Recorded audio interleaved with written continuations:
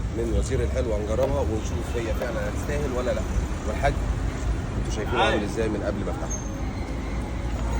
جاي خليها هنا.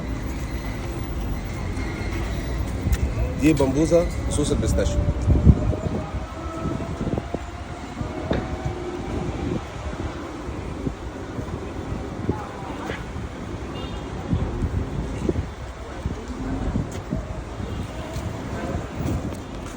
برضو هتتخدع في المانجا، بس انتوا شايفين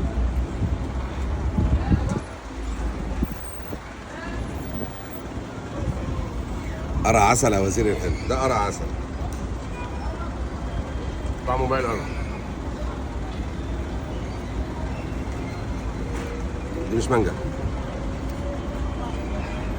مع ان البمبوزه بتاعته، بس المانجا مش بتاعته. يعني مغرقه بصوص البيستاشيو. هي البمبوزه عنده رز بلبن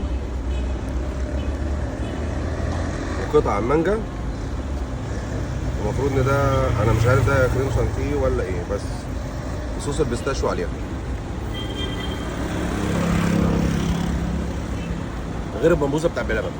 بلبن هو المفروض ان هو ميكس فواكه، من كان موز وتفاح وعليه صوص عليه الكريم شانتيه وفوقيه المانجا بتاعتك او صوص البيستاشيو او اللوتس او ايا كان الصوصات اللي انت طالبها او الايس كريم.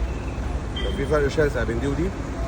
دي بمبوزه والتانيه بمبوزه تانيه خالص، مالهمش دعوه حتى في الطعم، مالهمش دعوه. ده رز بلبن عليه المكونات بتاعته.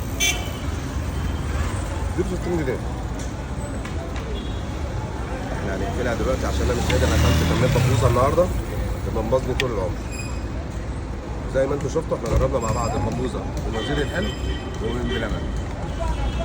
كملوا بقى معانا بقيه الفيديوهات، وهستنى منكم لايك وشير وكومنتات عشان تستنوا مننا فيديوهات جديده وفيديوهات كتير. يلا.